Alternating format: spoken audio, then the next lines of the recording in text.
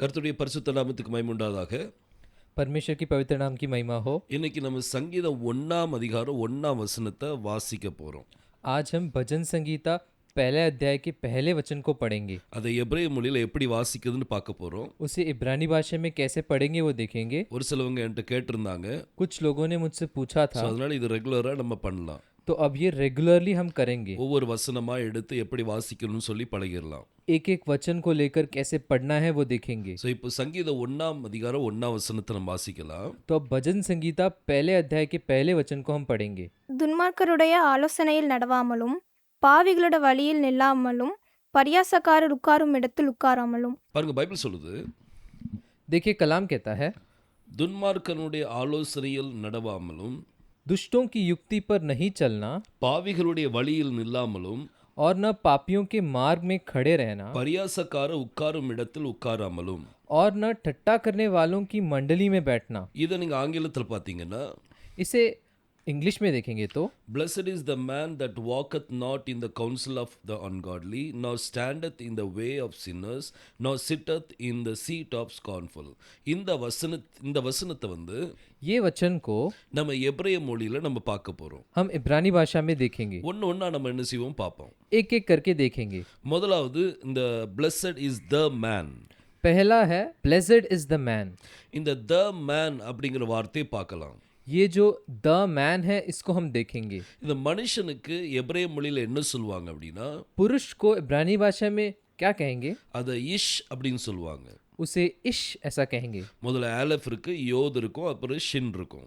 पहले एलेफ है, फिर योद है, फिर शिन है। ஆனா த மேன் அப்படின்னு சொல்லி வரும்போது पर क्योंकि यहाँ पे द मैन है, அங்க த அப்படிங்கிறதுக்கு ஹா வரும். वहाँ पे द उसके लिए हा आएगा। ஸோ அப்போ எப்படி நீங்க சொல்வீங்க?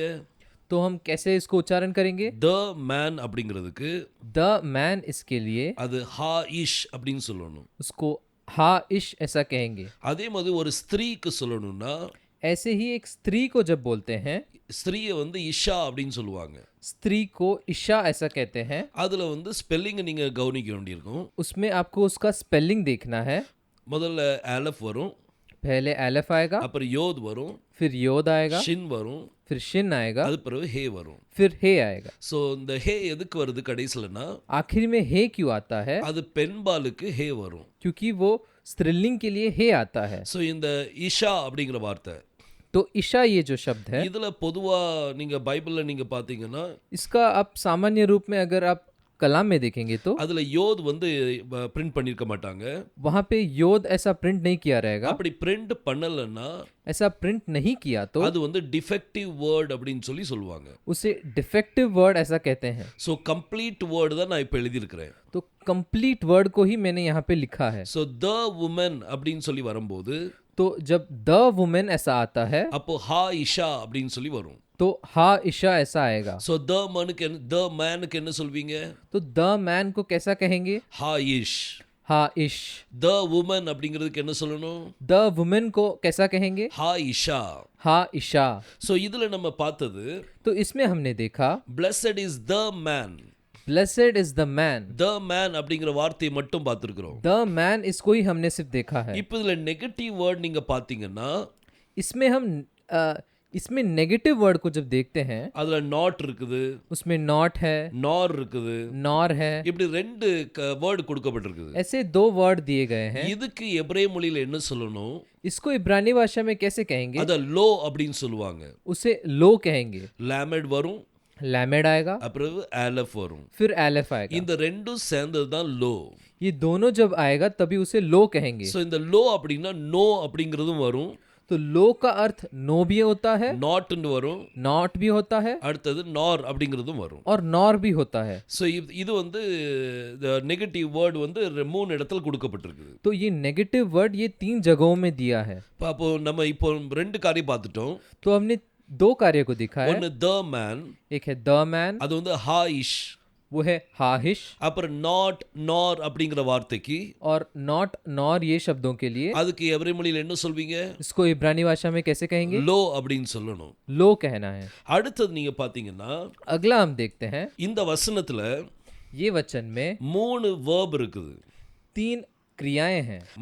முதல் வார்த்தை வந்து நட, पहला है चलना, அதுக்கு பிறகு நில், फिर है खड़े रहना, அப்புறம் உட்காரு. फिर बैठना। ஸோ இந்த 3 செயல் இருக்குது. तो ऐसा 3 क्रियाएं हैं। ஸோ இதுல ஒண்ணொண்ணா பார்க்கலாம். तो इसे एक एक करके देखेंगे। ஸோ முதல் காரியம் வந்து நட. तो पहला है चलना। நடக்கு எபிரேய மொழியில என்ன சொல்வாங்கன்னா, चलने को इब्रानी भाषा में क्या कहेंगे? அது ஹலாக் அப்படின்னு சொல்லுவாங்க. उसे हलाक कहेंगे। ஹலாக் அப்படின்னா நட. हलाक का अर्थ है चलना। நடக்காத அப்படிங்கிறதுக்கு नहीं चलना उसके लिए அதுக்கு லோ ஹலாக்னு சொல்லுவாங்க. उसको लो हलाक ऐसा कहेंगे। லோ ஹலாக் அப்படின்னா நடக்காத. लो हलाक उसका अर्थ है नहीं चलना। அடுத்தது வந்து நில். फिर है खड़े रहना। இப்போ நில் அப்படிங்கிறதுக்கு ஹீப்ருல என்ன சொல்வீங்க? खड़े रहना उसका इब्रानी भाषा में कैसे कहेंगे? அது அமாட் அப்படின்னு சொல்லுவாங்க. उसे अमाड़ कहेंगे। இந்த அமாட் அப்படின்னா நில். ये अमाड़ का अर्थ है खड़े रहना। நிக்காத அப்படிங்கிறதுக்கு मत खड़े रहे उसके लिए அதுக்கு லோ அமாட். उसके लिए लो अमाड़। இந்த ஸ்பெல்லிங் எல்லாம் நல்லா கவனிங்க. इसके स्पेलिंग को अच्छे से देखिए। நீங்க அந்த ஸ்கிரீன்ல வர ஸ்பெல்லிங்ஸை நல்லா நோட் டவுன் பண்ணுங்க. जो स्क्रीन में जो आपको स्पेलिंग दिख रहा है उसको सही से नोट कीजिए। ஸோ லோ அமாட் அப்படின்னா लो अमाड़ का अर्थ है நிக்காதே. मत रुक। அடுத்தது உட்காரு அப்படிங்கிறதுக்கு और बैठने के लिए அதுக்கு எபிரேய மொழியில என்ன சொல்வாங்க? उसको इब्रानी भाषा में कैसे कहेंगे? யாஷாப் அப்படின்னு சொல்லுவாங்க. याशाब ऐसा कहेंगे। அதை இப்பெல்லாம் யாஷாவ வ சொல்லுவாங்க. யாஷாவ். उसको अभी याशाव कहेंगे। याशाव। ஸோ இந்த யாஷாவ் அப்படின்னா உட்காரு. तो ये जो याशाव उसका अर्थ है बैठना। உட்காராத அப்படிங்கிறதுக்கு मत बैठ उसके लिए லோ யாஷாப். लो याशाब। ஸோ இந்த மாதிரி லோ அப்படின்னு போட்டாச்சுன்னா ऐसा लो जो हम डालते हैं அது வேண்டாம், उसको नहीं, செய்யாத मत कर, அப்படிங்கிற காரியத்துக்கு லோ சொல்லுவாங்க. उन सभी चीजों के लिए लो कहते हैं। இப்போ இதுல 3 வேர்ப் பார்த்துட்டோம்.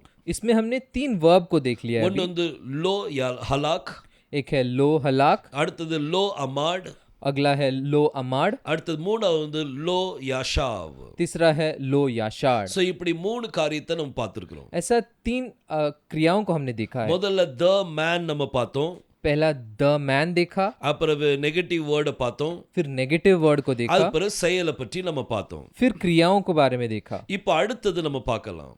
अब अगला हम देखेंगे। இப்போ துன்மார்க்க, இப்போ இதுல வந்து ஒரு நபரை பற்றி குறிப்பிட்டு சொல்லியிருக்குது. अभी इसमें दुष्ट एक व्यक्ति के बारे में बोला गया है। அதுல 3 பேரை பற்றி கொடுத்துருக்குது. इसमें 3 लोगों के बारे में दिया है। ஒன்னு துஷ்டன் அப்படின்னு சொல்லியிருக்கு, துன்மார்க்கன் அப்படின்னு சொல்லியிருக்குது, पहले दुष्ट ऐसा दिया है, அப்புறம் பாவிகள் அப்படி கொடுக்கப்பட்டிருக்குது, फिर पापी ऐसा दिया है, அப்புறம் பரியாசக்காரன் கொடுக்கப்பட்டிருக்குது. फिर टट्टा करने वाले ऐसा दिया है। ஸோ இப்போ இதை ஒன்று ஒன்றா நம்ம பார்க்கலாம். अब इसे हम एक एक करके देखेंगे। இப்போ துன்மார்க்கனுக்கு எபிரேய மொழியில अब दुष्ट को इब्रानी भाषा में ரஷா அப்படின்னு சொல்லுவாங்க. रशा ऐसा कहते हैं। ரஷா அப்படின்னா துன்மார்க்கன். रशा का अर्थ है दुष्ट। நான் உங்களுக்கு வீடியோவில் கொஞ்சம் ஃபாஸ்ட்டாக போயிடுறேன். मैं वीडियो में थोड़ा फास्ट बता देता हूँ। நான் ரிப்பீட் பண்ணாமல் அப்படியே ஒரு தடவை சொல்லிட்டு போயிடுறேன். मैं बिना रिपीट किए एक ही बार बोलता हूँ। நீங்க இந்த வீடியோ மறுபடி பார்த்துக்கிடுங்க. आप ये वीडियो को बार बार देखते रहिए। ஒரு வசனத்தை நீங்க தெளிவா வாசிக்க ஆரம்பிச்சிட்டீங்கன்னா एक वचन को आप स्पष्ट रूप से अगर पढ़ने लगे तो அப்புறம் மற்ற வசனங்களை வாசிக்கிறது உங்களுக்கு ஈஸியா இருக்கும். फिर बाकी वचनों को पढ़ने को आपको बहुत इजी हो जाएगा। ஸோ துன்மார்க்கன் அப்படிங்கிறதுக்கு तो दुष्ट को அதை எபிரேய மொழியில ரஷா, उसको इब्रानी भाषा में रशा कहते हैं। அடுத்தது பாவிகள். फिर है पापी। பாவிகள் அப்படிங்கிறதுக்கு पापी इसके लिए கதாயிம். खताइम ऐसा कहते हैं। இந்த கதா அப்படின்னா ये खता इसका अर्थ है பாவம், पाप, பாவி, पापी। அப்படி 2 காரியத்துக்கும் கதா தான் சொல்லுவாங்க. ऐसे दोनों इसके लिए खता ही ऐसा कहते हैं। பாவிகள் அப்படின்னு வரும்போது पापी जब आता है, அது கதாயிம் அப்படின்னு சொல்லி வரும். पापियों जब कहते हैं उसके लिए कहताइम ऐसा कहना है। இப்போ துன்மார்க்கனை பற்றி பார்த்தோம். अब हमने दुष्ट के बारे में देखा। துன்மார்க்கர்கள் நிறைய பேர் இருந்தாங்கன்னா दुष्टों जब आता है அப்போ அது ரஷா மட்டும் வராது, तब वहां पे सिर्फ रशा नहीं आएगा, ரஷாயிம் அப்படின்னு சொல்லி வரும். रशाइम ऐसा आएगा। இந்த கடைசில இம் வந்தால் आखिरी में जब इम आता है அது வந்து பன்மை சொல். वो अनेक वचन है। சோ திரும்ப ஒரு தடவை பார்க்கலாம். फिर से हम एक और बार देखेंगे। முதல்ல துன்மார்க்கர்கள், पहले दुष्ट, அப்ப அதுக்கு எப்படி சொல்வீங்க? तो उसको कैसे कहना है? ரஷாயிம். रशाइम। அடுத்தது பாவிகள், फिर पापियों, பாவிகளுக்கு எப்படி சொல்வீங்க? पापियों के लिए कैसा कहना है? கெத்தாயிம். खेताइम। அடுத்தது மூணாவது வந்து फिर तीसरा है பரியாசக்காரர்கள். ठट्टा करने वाले, இந்த பரியாசம் அப்படிங்கிற வார்த்தைக்கு ये ठट्टा इसके लिए அத லேட்ஸ் அப்படின்னு சொல்லுவாங்க. उसको लेट्स कहते हैं. அத நீங்க பரியாசக்காரர்கள் அப்படின்னு சொல்லி பன்மையில சொன்னீங்கன்னா उसको ठट्टा करने वाले ऐसा कहेंगे तभी, அப்ப அத என்ன செய்யணும்? तब उसे कैसा कहना है? அது கடைசில இம் வரணும். आखिरी में इम आएगा, அது லேட் சிம் அப்படின்னு சொல்லி வரும். वो लेट सिम ऐसा कहना है. சோ லேட் சிம் அப்படின்னா பரியாசக்காரர்கள். वो लेट सिम ठट्टा करने वाले ऐसा சோ है. இதுல மூணு காரியம் பார்த்திருக்கிறோம். इसमें 3 कार्यों के बारे में देखा है. துன்மார்க்கர்கள், पहला है दुष्ट, பாவிகள், पापी பரியாசக்காரர்கள். और ठट्टा करने वाले. துன்மார்க்கர்களுக்கு ரஷாயிம், दुष्टों उसके लिए रशाइम, அப்புறம் பாவிகளுக்கு கதாயிம், पापियों उसके लिए खताइम, அப்புறம் பரியாசக்காரருக்கு லேட் சிம். और ठट्टा करने वालों के लिए लेट सिम कहना है. சோ இப்படி ஒரு சில காரியங்கள் நம்ம பார்த்துட்டோம். ऐसे कुछ कार्य के बारे में हमने देखा है. முதல்ல த மேனை பற்றி பார்த்தோம். पहला द मैन देखा है, அதுக்கு பிறகு செயல்கள், 3 செயல்களை பற்றி பார்த்தோம். फिर 3 क्रियाओं के बारे में देखा है, 3 விதமான நபர்களை பற்றி பார்த்தோம். और 3 व्यक्तियों के बारे में देखा है. இப்போ அந்த ஜனங்கள் என்ன செய்வாங்க? अब वो लोग क्या करेंगे? துன்மார்க்கன் என்ன செய்வான்? दुष्ट क्या करेगा? பாவி என்ன செய்வான்? पापी क्या करेगा? பரியாசக்காரர் என்ன செய்வான்? ठट्टा करने वाले क्या करेंगे? இப்போ அவங்க அதை பற்றி நம்ம செயலை பற்றி பார்க்கலாம். अब उनके उस क्रिया के बारे में देखेंगे, அவங்களுடைய குணத்தை பற்றி பார்க்கலாம். उनके गुणों के बारे में देखेंगे. சோ அடுத்தது நம்ம 3 இது பார்க்க போறோம். अगला ये 3 को देखेंगे. முதல்ல ஆலோசனை பற்றி பார்க்க போறோம். पहले युक्ति के बारे में देखेंगे, அப்புறம் வழியை பற்றி பார்ப்போம். फिर मार्ग के बारे में देखेंगे. மூணாவது காரியம் तीसरा कार्य உட்காரும் இடத்தில் அப்படின்னு சொல்லி கொடுக்கப்பட்டிருக்குது. बैठने के जगह पे. சோ இங்க 3 காரியங்களை பற்றி கொடுத்திருக்குது. तो ऐसा 3 कार्यों के बारे में दिया है. இதுல இப்போ ஒண்ணொண்ணா பார்க்கலாம். अब इसे हम एक एक करके देखेंगे. ஆலோசனை அப்படின்னு வரும்போது युक्ति ऐसा आता है, அதை எபிரேய மொழியில என்ன சொல்வாங்கன்னா उसको इब्रानी भाषा में ஆட்சாத் அப்படின்னு சொல்லுவாங்க. 8-7 ऐसा कहना है. ஆட்சாத். 8-7 அதை நீங்க இங்கிலீஷ்ல பாருங்க. उसे इंग्लिश में देखिए, இந்த கவுன்சில் அப்படின்னு சொல்லி கொடுத்திருக்கோம். इन द काउंसिल ऐसा दिया रहेगा. அது அப்ப இந்த கவுன்சில் அப்படின்னு சொல்லி வரும்போது इन द काउंसिल जब ऐसा आता है, ஆலோசனைக்கு என்ன சொல்வீங்க? युक्ति के लिए कैसा कहना है? ஆட்சாத்னு சொல்வீங்க. 8-7 कहना है. அதே இது இந்த கவுன்சில் அப்படின்னு சொல்லும்போது वही जब इन द काउंसिल ऐसा आता है, அந்த இன் அப்படிங்கிற வார்த்தைக்கு वो जो इन ये शब्द को ஆட்சாத்துக்கு முன்னால பெத்த போடணும். 8-7 के पहले बेत डालना है, அப்போ பா ஆட்சாத் அப்படின்னு சொல்லி வரும். तब उसे बा 8-7 ऐसा कहना है. பா ஆட்சாத் அப்படின்னா இந்த கவுன்சில். बा 8-7 उसका अर्थ है इन द काउंसिल. அடுத்தது என்ன அப்படின்னா उसके बाद देखेंगे, அடுத்தது வழியை பற்றி பார்க்கிறோம். अगला है मार्ग के बारे में देखेंगे. அத நீங்க இங்கிலீஷ்ல பாத்தீங்கன்னா उसे इंग्लिश में देखेंगे, இந்த வே அப்படின்னு கொடுத்திருக்குது. इन द वे ऐसा दिया है. இப்போ வழிக்கு எபிரேய மொழியில என்ன சொல்வீங்க? अभी मार्ग को इब्रानी भाषा में कैसे कहेंगे? அத டெரேக் அப்படின்னு சொல்லணும். उसे डेरेक कहना है. டெரேக் அப்படின்னா வழி. डेरेक का अर्थ है मार्ग. இப்போ இந்த வே அப்படின்னு சொல்றதுக்கு अभी इन द वे उसके लिए, அது இன் அப்படிங்கிறதுக்கு முதல்ல பெத் வரணும். इनके लिए स्टार्टिंग में बेत आना है. அப்ப இதுல டெரேக்கு முன்னாடி பெத் வந்தா எப்படி சொல்வீங்க? तो अभी इसमें डेरेक के पहले बेत आया तो कैसे उच्चारण करना है? பே டெரேக். बे डेरेक. பே டெரேக் அப்படின்னா இந்த வே. बे डेरेक उसका अर्थ है इन द वे. சோ கவுன்சிலுக்கு என்ன சொல்வாங்க? तो युक्ति को कैसा कहना है? ஆட்சாத் அப்படின்னு சொல்லுவாங்க. 8-7 ऐसा कहना है. அத இந்த கவுன்சில் அப்படின்னு வரும்போது इन द काउंसिल जब आता है, பா ஆட்சாத் அப்படின்னு சொல்லுவாங்க. बा 8-7 कहना है. அடுத்தது வழிக்கு என்ன சொல்லுவாங்க? और फिर मार्ग को कैसा कहना है? அத டெரேக்னு சொல்லுவாங்க. उसे डेरेक कहना है. வழியில் அப்படின்னு சொல்லும்போது मार्ग में जब कहते हैं, அந்த இல் வருதுல அதுக்கு என்ன சொல்லுவாங்க அப்படின்னா वो मार्ग में उसके लिए इब्रानी भाषा में कैसे कहेंगे? அது பே டெரேக் அப்படின்னு சொல்லுவாங்க. उसे बे डेरेक ऐसा कहना है. இப்போ பரியாசக்காரர் உட்காரும் இடத்தில் உட்காராமலும் अभी टट्टा करने वालों की मंडली में बैठता, அந்த அது ஒரு ஹிந்தியில வந்து வேற மாதிரி கொடுத்துருக்குது. हिंदी में थोड़ा अलग तरीके से दिया है, ஆனா அது உட்காரும் இடத்தில் அப்படின்னு சொல்லி கொடுக்கப்பட்டிருக்கு ஹீப்ருல. पर वो इब्रानी भाषा में बैठने के स्थान पर ऐसा दिया है. அரே பரியாசக்காரன்லாம் உட்கார்ந்து இருப்பாங்கல்ல, जहाँ पे टट्टा करने वाले बैठे रहते हैं ना, அந்த இடத்துல உட்கார கூடாதான். उस जगह पे नहीं बैठना ऐसा है. சோ அந்த அந்த உட்காரும் இடம் तो वो बैठने का स्थान, அந்த சீட்டை என்ன சொல்லுவாங்கன்னா वो बैठने के स्थान को மோஷாப் அப்படின்னு சொல்லுவாங்க. मोशाब ऐसा कहना है। மோஷாப் அப்படின்னா मोशाब का अर्थ है உட்காரும் இடம். बैठने का स्थान। இடத்தில் உட்காரும் இடத்தில் அப்படி வரும்போது, बैठने के स्थान में जब आता है, அந்த இல் அப்படி வரும்போது, में जब आता है, அப்ப அதுக்கு எபிரேய மொழியில எந்த வார்த்தை எந்த எழுத்து போடணும்? तब उसको इब्रानी भाषा में कौन सा अक्षर डालना है? பெத் போடணும். बेथ डालना है। இங்க உட்கார்ற இடத்துக்கு என்ன சொல்வீங்க? इसमें बैठने के स्थान को क्या कहेंगे? மோஷாப். मोशाब कहना है। இப்போ பெத்த நீங்க முன்னாடி போத்தீங்கன்னா अभी बेथ को अगर स्टार्टिंग में डालेंगे तो பே மோஷாப், बे मोशाब, அது உட்காரும் இடத்தில். वो बैठने का स्थान। சோ இப்படி இந்த மூணு காரியங்கள் இருக்குது. तो ऐसा ये तीन कार्य है। ஒன்னு கவுன்சில், एक है काउंसिल, அதுக்கு என்ன சொல்வீங்க? उसको कैसा कहना है? அது ஆட்சாத் அப்படின்னு சொல்வீங்க. उसको 8-7 कहना है। அடுத்தது வழி, फिर है मार्ग, வழி என்ன சொல்வீங்க? मार्ग को कैसा कहना है? டெரேக் அப்படின்னு சொல்வீங்க. डेरेक कहना है। அடுத்து உட்காரும் இடம், और फिर बैठने का स्थान, அதுக்கு எபிரேய மொழியில என்ன சொல்வீங்க? उसको इब्रानी भाषा में कैसे कहेंगे? மோஷாப். मोशाब। சோ இப்படி நம்ம அந்த அந்த வார்த்தைகள் எல்லாம் நம்ம பார்த்துட்டோம். ऐसे हमने शब्दों को देख लिया है। இப்போ நம்ம ஒரு ரெண்டு எழுத்து நம்ம திரும்ப பார்க்க வேண்டியிருக்குது. अब हमें दो शब्दों को फिर से देखना है। ஒன்னு blessed அப்படிங்கிற வார்த்தை, एक है धन्य அடுத்தது that. और फिर दैट। சோ இந்த ரெண்டு வார்த்தைக்கு ஹீப்ருல என்ன சொல்வாங்க? और ये दो शब्दों को इब्रानी भाषा में कैसे कहना है? ரெண்டுக்குமே ஒரே வார்த்தை தான். दोनों को एक ही शब्द है। அது ஆஷேர் அப்படின்னு சொல்லுவாங்க. उसको आशेर कहना है। ஆஷேர் அப்படிங்கிறதுக்கு பாக்யவான் அப்படிங்கிற மீனிங் இருக்குது. आशेर को भाग्यवान ऐसा भी अर्थ है। அடுத்து சந்தோஷம் அப்படின்ற மீனிங் இருக்குது. खुशी ऐसा भी अर्थ है। அடுத்து that அப்படிங்கிற மீனிங் வரும். उसको दैट ऐसा भी अर्थ आता है। அடுத்தது अगला 12 கோத்திரத்துல ஒரு கோத்திரத்தின் பேர் வந்து ஆஷேர். 12 गोत्र में से एक गोत्र आशेर है।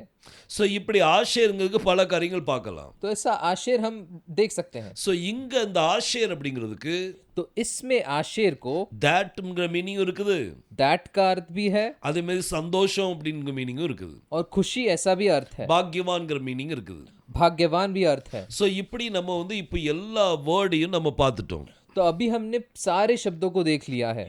இப்போ நம்ம என்ன செய்ய போறோம்னா, अब हम क्या करने वाले हैं? நம்ம ஃபுல்லா வாசித்து பார்க்க போறோம். अब हम पूरा पढ़कर देखेंगे। எபிரேய மொழியில வாசிக்க போறோம். इब्रानी भाषा में पढ़ेंगे। இதுல ஒரு சில எழுத்து வந்து டிரான்ஸ்லேஷன் ஆகல. इसमें कुछ शब्द ट्रांसलेशन नहीं हुआ है ஏன்னா அது ஆக வேண்டிய அவசியம் இல்ல.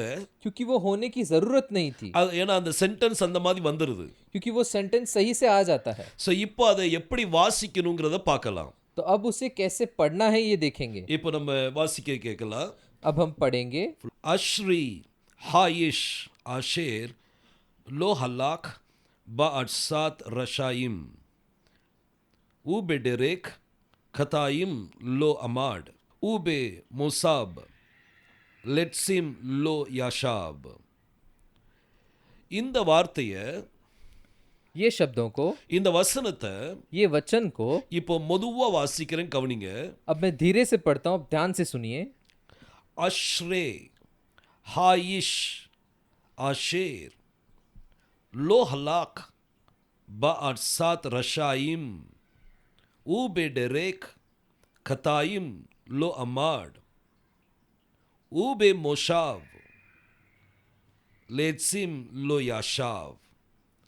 ஸோ இந்த வார்த்தையை நீங்கள் மறுபடி நீங்கள் வாசித்து பார்த்தீங்கன்னா, तो ये शब्दों को आप फिर से पढ़कर देखिए। இந்த ஒரு வசனத்தை நல்லா புரிஞ்சு வாசித்துட்டீங்கன்னா, ये एक वचन को अच्छा समझ के पढ़ेंगे तो நம்ம போக ஒன்னொன்னு வாசிக்கும் போது உங்களுக்கு எல்லாமே புரிஞ்சிடும். हम आगे जब बाकी सब वचनों को पढ़ेंगे तो आपको अच्छे से समझेगा। நீங்க அடுத்தது நீங்க வசனம் வாசிக்கும் போதே உங்களுக்கு புரிஞ்சு நீங்க வாசிப்பீங்க. अगला आप जब वचन पढ़ेंगे तो आप समझ कर पढ़ेंगे। ஆரம்பத்துல கொஞ்சம் கஷ்டமா இருக்கும், शुरुआत में थोड़ा कठिन रहेगा, ஆனா கவலைப்படாதீங்க. पर चिंता मत कीजिए। கொஞ்சம் கஷ்டப்பட்டீங்கன்னா थोड़ा अगर कोशिश करेंगे तो அப்புறம் போக ரொம்ப ஈஸியா மாறிடும். आगे आगे और इजी हो जाएगा। இப்போ கஷ்டமா இருக்குன்னு சொல்லி கஷ்டப்படாதீங்க. अभी मुश्किल है ऐसा करके बहुत कठिन में मत रहिए। நீங்க படிங்க. आप पढ़िए। கொஞ்சம் ஹார்ட் ஒர்க் ஆரம்பத்துல தேவை, तो थोड़ा मेहनत स्टार्टिंग में चाहिए, போக ரொம்ப ஈஸியா மாறிடும். आगे आगे वो बहुत इजी हो जाएगा। கர்த்தர் உங்களை ஆசீர்வதிப்பாராக. परमेश्वर आपको आशीष करे। இதே மாதிரி இன்னும் நிறைய வசனத்தோடு உங்களை நான் சந்திக்க போறேன். ऐसे और भी वचनों के साथ आपके साथ मिलने आऊंगा मैं। ஆமென். आमीन।